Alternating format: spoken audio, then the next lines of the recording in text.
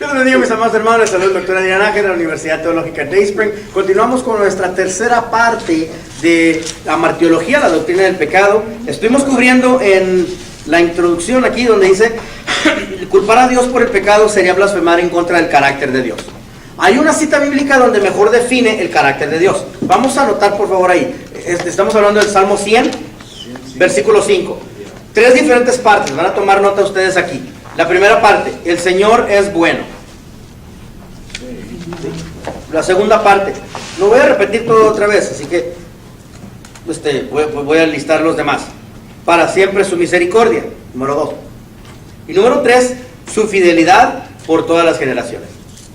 Una vez más, el Señor es bueno. La primera parte, cuando está hablando que el Señor es bueno, está hablando de su posición y su función.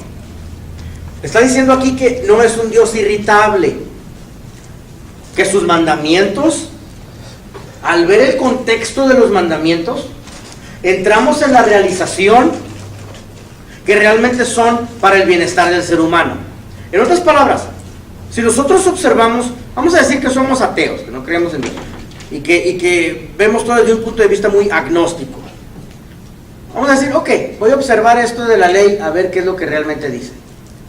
Llegaríamos a una realización que los mandamientos de Dios, espérate, no están tan mal. Dios realmente está buscando el bienestar del ser humano. Dios realmente está buscando el bienestar mío. Diseña algo para yo tener un estilo de vida, y si lo sigo me bendice, ¿verdad? Entonces ahí vemos esa parte del carácter de Dios, que el Señor es bueno. Ahí observamos, apreciamos su posición y su función. Número 2, para siempre su misericordia. Eso sale de la palabra chesed, C-H-E-S-E-D, chesed, su misericordia. ¿Hebreo? Sí, hebreo. Está por todo el Antiguo Testamento. Ahora, chesed a veces quiere decir bondad, a veces lo expresa como benevolencia, a veces lo explica como el pacto de amor. Todo esto es misericordia. ¿Ok?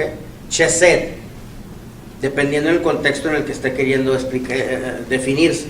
Ahora, quiero explicar esto del pacto de amor, cuando dice para siempre su misericordia. ¿Qué es lo que es esto de misericordia? Quiero explicárselos. Es una bondad apasionada, mostrándole al pueblo que poseen la habilidad, ellos, de pagarle a Dios y de amarlo como Dios los ama a ellos. Quiero repetir una vez más. Una bondad apasionada de mostrarle la habilidad al pueblo, que ellos poseen la capacidad, la habilidad de pagarle a Dios y de amarlo. O sea, ustedes me pueden amar a mí, ustedes me pueden amar, poseen la capacidad de amarme como yo los he amado a ustedes. ¿Ya entienden lo que es misericordia? Yo aprendí esta lección de una manera muy clara. Les doy un testimonio. Empezamos a trabajar en la República Dominicana. Hay una zona en la República Dominicana donde yo siempre había querido trabajar, y es el sur de la República Dominicana. Entonces, pero alaban a Dios como no te imaginas, porque como son africanos, es la zona que se llama el Perico Ripeao. Entonces, adoran a Dios con palos, piedras y tambores, porque son africanos. Y yo siempre había querido estar con ellos. Y un pastor me invitó a predicar a su congregación. Me dijo, nada más que tenemos techos de lámina, las paredes son paja o lámina y el piso es tierra. Le dije, gloria a Dios, pues voy a tener la experiencia completa. Aleluya. Y cuando yo estaba ahí con ellos, entendí la mitad de lo que decían. Entonces, estando ahí con ellos, yo veo todo alrededor, yo empiezo a llorar. Porque ellos estaban agradeciéndole a Dios, ellos estaban agradando a Dios, alabando a Dios, entraron con un corazón de gratitud. ¿Okay? Y en mi mente yo decía, Dios, te están dando gracias, ¿por qué? O sea, si ni zapatos traen, ¿verdad? ¿Fue el video que puso? No, ese es quién sabe dónde era. Ese que era en Ghana, en África. Entonces yo le dije a Dios, Dios, ¿para qué me disfrazo? ¿Para qué me encubro? Mejor me salgo al desnudo contigo. Y te digo la verdad, Dios, yo no te amo así. I don't love you like that. Yo no te amo así. Y lo único que puede hacer es llorar y llorar y llorar. Es una bondad, la misericordia es una bondad apasionada, mostrándole al pueblo su habilidad que el pueblo posee de pagarle a Él y de amarle a Él. O sea, es diciéndoles, tú me puedes amar, ¿ok? De la misma manera como yo te he amado a ti. ¿Sí? Ok. Tercera parte, su fidelidad por todas las generaciones. Esta parte nos dice, habla del carácter de Dios, ¿verdad? Su fidelidad es por todas las generaciones. Esta parte nos dice que servimos un Dios imparcial, que es un Dios justo y fiel con todas las generaciones. No ha vivido favoritismos el ser humano. Es decir, que sus ofertas son justas a todas las generaciones. ¿Bien? Página 8. Miren lo que dice ahí arriba, página 8, pero por otro lado nos debemos guardar en el error. Sería erróneo que dijéramos que hay un poder malo que existe eternamente en el universo, similar al igual del poder de Dios. Decir esto sería afirmar lo que es conocido como el dualismo. Y dijimos que no existe el dualismo, ¿verdad? Porque para que existiera el dualismo, entonces tienes que elevar a Lucifer, a Satanás, al grado de Dios, para que pudieran tener un poder en igualdad, y es imposible que pueda elevarse. Así que no existe tal cosa como el dualismo. Realmente lo que existe es las opciones, las alternativas. Dios te presenta camino A, te presenta camino B. Bajo cada una de ellas existen secuelas, las consecuencias. 1, 2, 3, 4, 5, 6 como consecuencia. Y luego existe el camino, eliges camino B, también existen consecuencias. Dios se retira entonces a través de haber establecido la ley y las diferentes oportunidades para que tú decidas a través de tu libre albedrío, y Dios simplemente te observa a ver cuál camino vas a elegir. Una persona elige el bien, eres bendecido, gozas de las bendiciones. Una persona elige el mal, vive las secuelas del mal, y vienes a Dios. ¿Por qué? No, espérate, es que yo no lo elegí por ti. ¿Ok? Vamos a hablar de ángeles ya. Capítulo 8, a mero abajo, y capítulo 9, primer parte de arriba. El pecado tuvo su origen en el mundo angelical. ¿Bien? Esta página 8 a mero abajo y página 9 arriba te da una historia sobre cómo y el por qué cayeron los ángeles. También te explica el por qué tientan al hombre sobre ese punto en particular, que es el orgullo. Cayeron los ángeles a través de ese acto pecaminoso, y por lo mismo es como que es su fuerte. Bajo eso cayeron ellos, y por lo tanto saben cómo el ser humano tiene ese deseo de poder absoluto, que el ser humano rápido se hincha, ¿verdad? Leemos página 9 a mero arriba. El tiempo exacto de esta caída no se conoce, pero en Juan 8:44 Jesús habla del diablo declarándolo homicida desde el principio, y Juan dice en 1 de Juan capítulo 3 versículo 8 que el diablo peca desde el principio. La opinión predominante es que cat arches, ¿saben lo que es cat arches? Ok, anótenlo por favor por ahí. Cat arches significa las 3 esferas angelicales. Con K de... Ahí está escrito, K de Kiko. Kiko es de cállate, cállate, cállate, que me desesperas. Ese ¿Tres Kiko. esferas? Angelical. Sí, las 3 esferas angelicales. Cat arches, ¿sí lo ve? No. You see it? Sí, en la Página 9 arriba. mero arriba. Sí. Mero arriba. Ahí estamos hablando de las 3 esferas angelicales. no. Vámonos por rangos, los rangos más bajos. ¿Listos? Número 1, serafines, querubines, tronos. Primera esfera de los ángeles. Número 1, serafines, querubines, tronos. Querubines es con Q. Sí, con Q, de queso. De queso sin sal. Número 2, segunda esfera, dominios, virtudes, poderes. Dominios, virtudes, poderes. Número 3, tercera esfera, principados, arcángeles, ángeles. Principados, arcángeles, ángeles. ¿Saben lo que son los principados? ¿Ah? Principal. Legions, un grupo bastante. Ok, se los explico. Conocen la era de la iglesia cristiana, ¿verdad? Las eras de la iglesia cristiana. Iglesia apostólica, la primera era, porque apostólico significa expansión.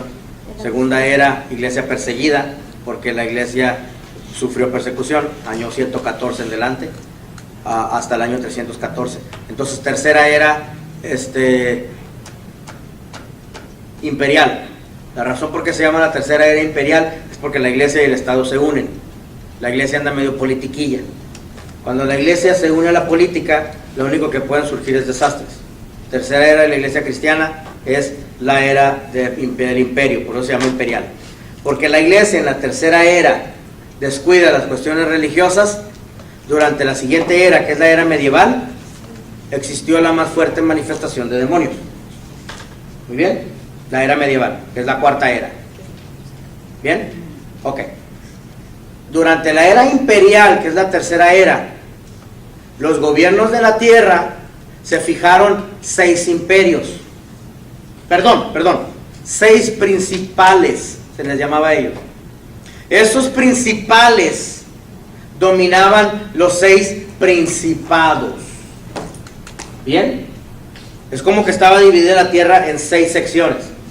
Y había 6 principales que dominaban los 6 principados. No se llamaba continente, ni países, ni naciones, ni nada de eso. Se llamaban los 6 principados. Los demonios observan el organigrama natural del hombre y dicen, pues nos organizamos de la misma manera. ¿Sí? Entonces los demonios se organizan controlando el mismo territorio que los gobernantes terrenales estaban dominando. ¿Sí? Después se dividen los países y dicen, pues ahora vamos a hacer países en individual. Alemania, Suiza, Inglaterra, ¿ok?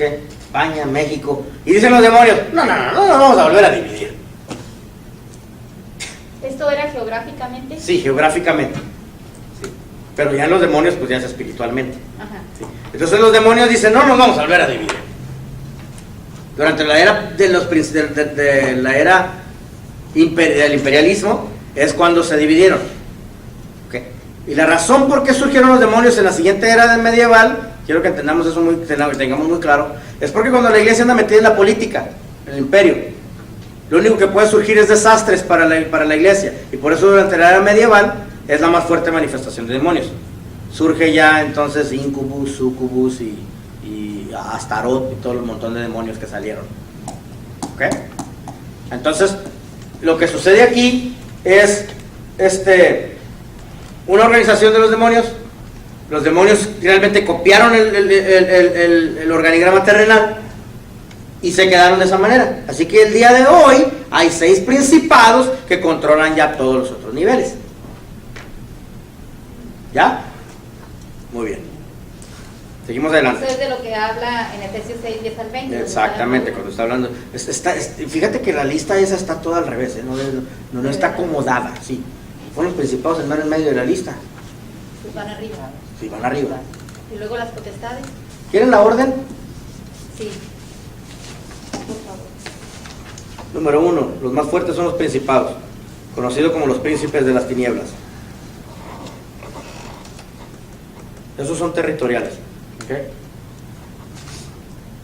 Número 2, potestades de maldad, también conocidos como... Eso lo tiene usted en un libro, exactamente. Número 2, potestades de maldad, esos son conocidos como las comisiones, también conocidos como los cuarteles. Número 3, gobernadores de las tinieblas. Y número 4, huestes de maldad. Seguimos adelante. El origen del pecado en el hombre. Página 9 te habla sobre el trámite que pasa el enemigo en la mente del cristiano para hacerlo pecar. ¿Sí ven donde dice primero? A mero página 9, a mero abajo.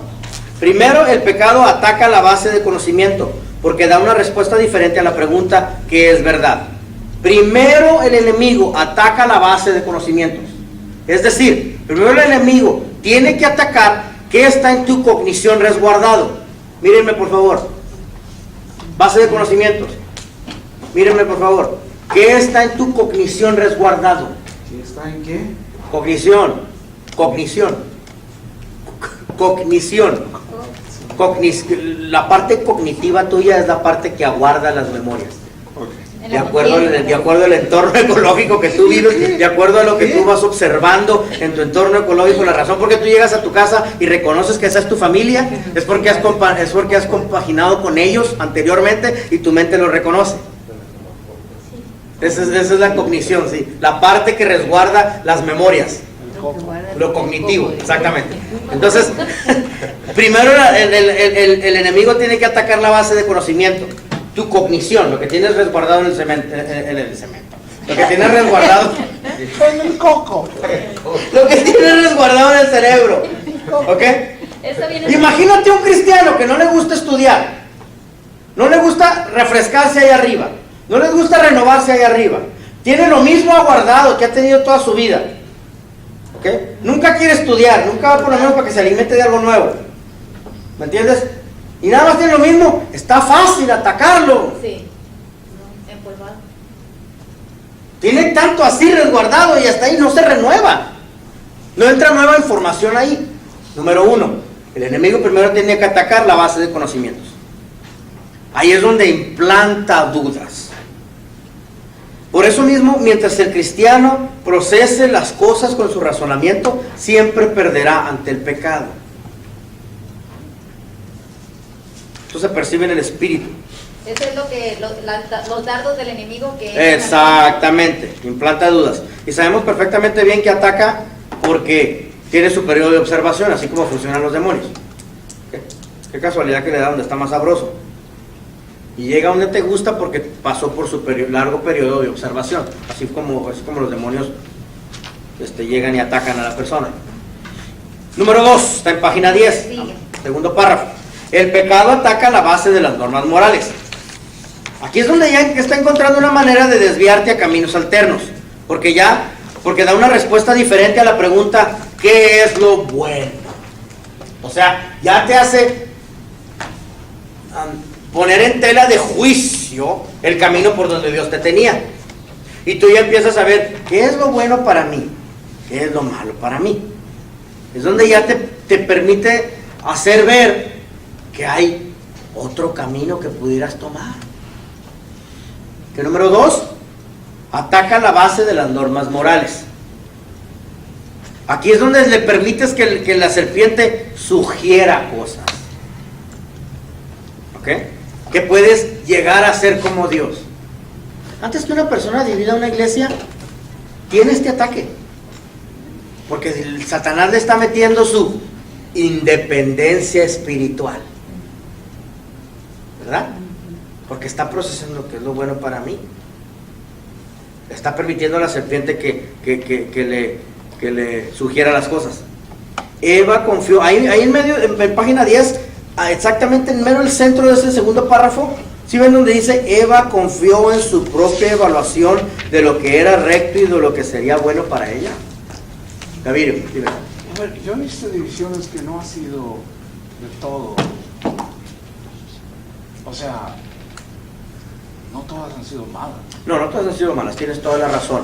Corregimos ese punto. Si el pastor se ha corrompido a un grado en el que ya no está presentando la sana doctrina al pueblo, ¿okay? La persona tiene su autonomía dentro de la democracia donde vivimos en este país de elegir quién va a ser su líder espiritual. Correcto. He visto casos. Ir a donde va a ser mejor nutrido. Tienes toda la razón, porque existe el derecho. Bajo la democracia donde estamos, que si vemos que algo no está correcto, que la doctrina ya no está sana, entonces la persona tiene el derecho de salirse por sí mismo, con su familia, no con el resto de la congregación, por sí misma, a ir a que le nutran en otro lugar. Tercero, su pecado dio una respuesta diferente. Estoy en página 10, último párrafo. Después de que ya le permitió a la serpiente que sugiriera que podía llegar a ser como Dios, a eso se le llama una entronación personal. ¿Okay? Entronación personal es endiosarte. Caminar en santidad. ¿Mande? Es caminar en santidad completamente. No. A ver. Entronación, que la serpiente le sugirió a Eva que podía entronarse, una entronación personal. A eso se le llama panteísmo. ¿Esa es la tercera o ya estamos? Esa es la segunda. ¿Sí han visto ustedes la serpiente que está en la corona del faraón? Las películas, ¿han visto el casco que tiene la serpiente enfrente? La cobra. ¿Saben qué significa? No. Esa cobra significa panteísmo. Panteísmo significa cuando yo llego a la luz del conocimiento, o sea, cuando me cae el 20, llego a la luz de lo que la serpiente está queriendo enseñarme, yo puedo convertirme en mi propio Dios. ¿Viste? Nada más por la revelación. Nada más por la revelación que la serpiente le dio. O sea, mi pregunta es, ¿cómo puede ser posible que no se percataron de lo que la serpiente había sucedido, lo que había sucedido allá con Eva? ¿Verdad? Sí. Fue después. Pero bueno, el punto es de que esa serpiente significa cuando yo entre al conocimiento de la luz que me quiere enseñar la serpiente, yo puedo entonces convertirme en mi propio Dios. Pero es que todavía no estaba escrita, no sé, está. Roma le llamaba a esto cargo de disensión. En el periodo de Jesús en esta tierra. Cuando Jesús le pone la corona de espinas, ¿ok? Él no es el único con el que lo hicieron. Cargo de disensión, que se llama entronación personal o endiosarte. ¿Bien? La corona de espinas que le pusieron significa te estamos cargando con este cargo. Si ven cómo existen diferentes cargos así de homicidio y violación y todo eso en nuestra era, en ese entonces existía un cargo de disensión. Y ese cargo de disensión es, tú te autodominas tu propio Dios y no vamos a permitirlo, te cargamos con ese cargo y te ponemos la corona de espinas. La corona de espinas es lo que significa. Así que Jesús no es el único con el que lo habían hecho. Bien, eso es panteísmo. Y luego ya número 3, el tercero, su pecado dio una respuesta diferente a la pregunta, ¿quién soy yo? Ya entonces la persona puede terminar dudando totalmente y la palabra de Dios queda totalmente descartada. Capítulo 1, la doctrina del pecado heredado.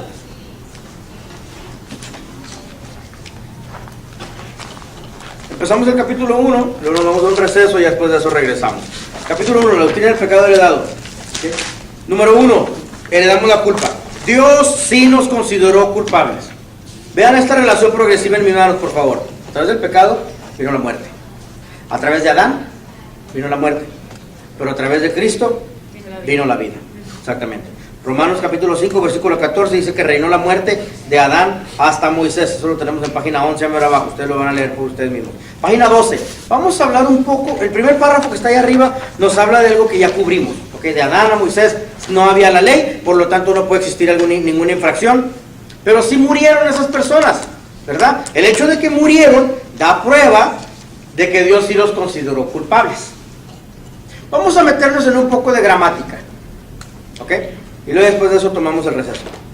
Página 12, ¿sí ven a mediados de la página donde dice, así como una sola transgresión causó la condenación de todos, también un solo acto de justicia produjo la justificación de la vida a todos? Porque así como por la desobediencia de uno solo, muchos fueron considerados pecadores, lo que acabo de leer ahí, porque así como por la desobediencia de uno solo, muchos fueron constituidos pecadores. Ahí estoy hablando pasado, presente o futuro. Así como Fueron. Pasado. El que sigue, les voy a hacer la misma pregunta. También por la obediencia de uno solo, muchos serán constituidos justos. Estoy hablando pasado, presente o futuro. presente, Serán futuro. presente y futuro. Serán. Serán a Futuro. Ok. Esa conjugación, esa gramática de la conjugación entre los dos se llama un aoristo. Sí. Leemos. No, ahí lo tiene escrito, hermana.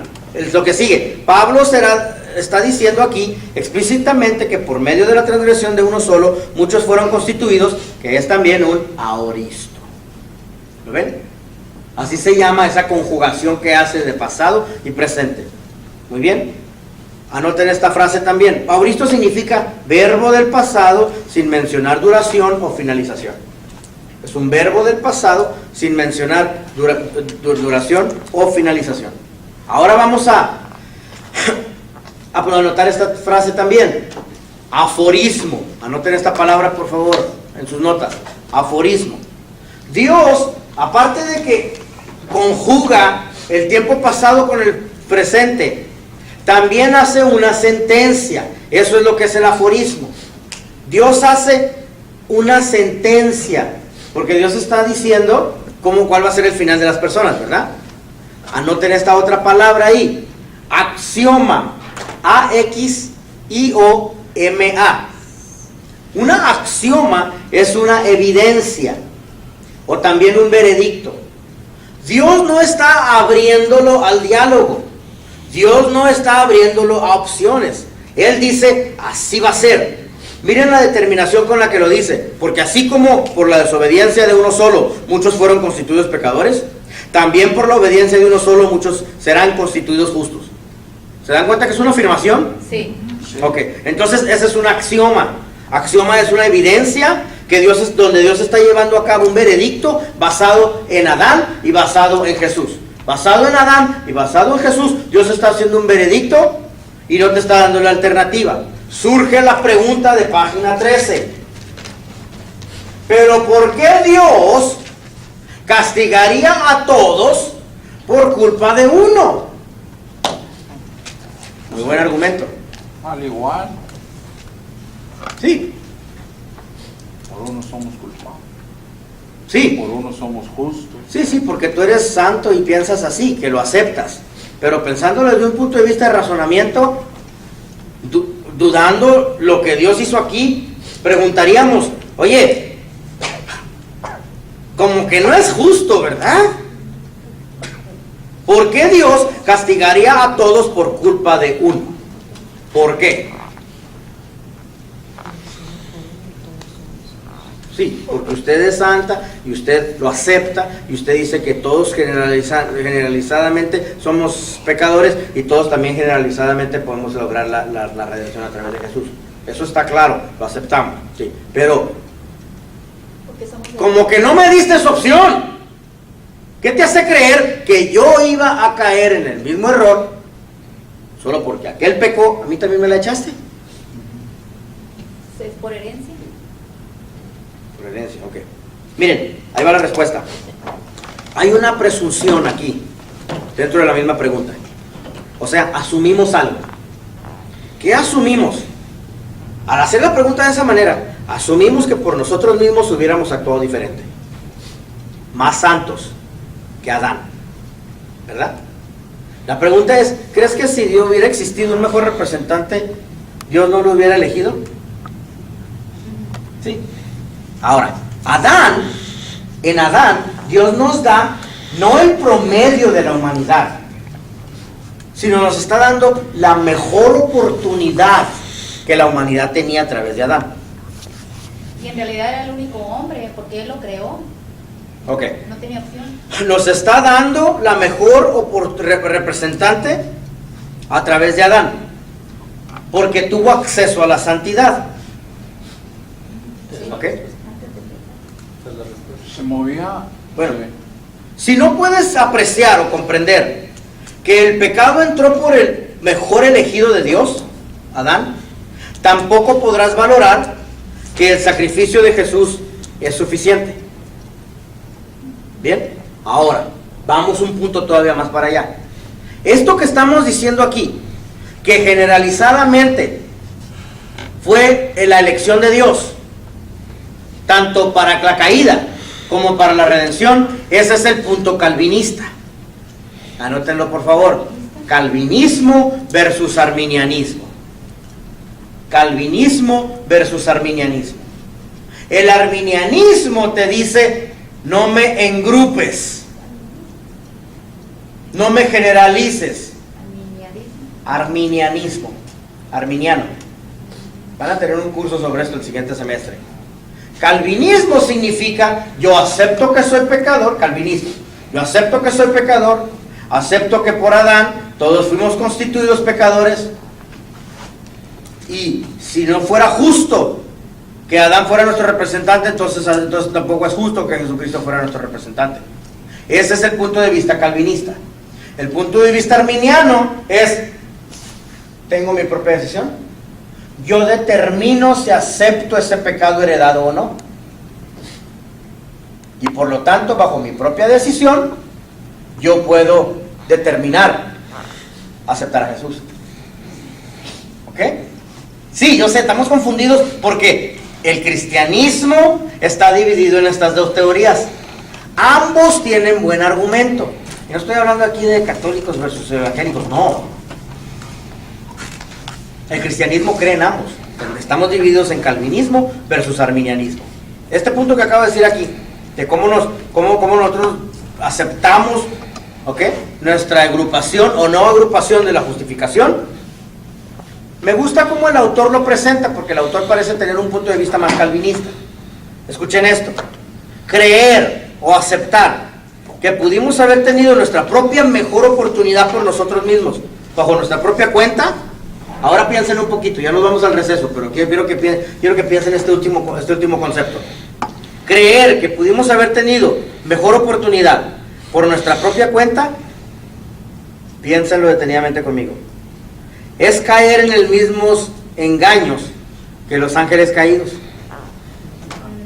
que creyeron en otra alternativa. Creer que pudimos haber tenido mejor oportunidad por nuestra propia cuenta es caer en el mismo engaño de la serpiente hacia Eva, diciéndole que pudo haber hecho por su propia cuenta. ¿Verdad? Entonces tienes que aceptar la generalización de lo que es la caída y la redención. Yo no estoy aquí para hacerte calvinista o para hacerme arminiano, ese es rollo tuyo. Yo simplemente presento las opciones. El estado de Adán era mucho más mejor que el de nosotros. Exacto, entonces Dios nos está dando no el promedio de la humanidad, sino nos está dando su mejor oportunidad. Movía en la bueno, era santo, se movía en la gloria de Dios, hablaba con Dios. Y si aún con estos atributos que acabas de decir, la regó. ¿Se imaginas yo? No, ahí sí estamos perdidos. Somos hermanos. Eso es el doctor Adrián Ángel de la Universidad Teológica Daystream. Regresamos después de unos minutitos para continuar nuestra cuarta parte. Pueden comunicarse con nosotros el número que está en pantalla o también al sitio web que tienen ustedes ahí. Dios les los bendiga. Platicamos.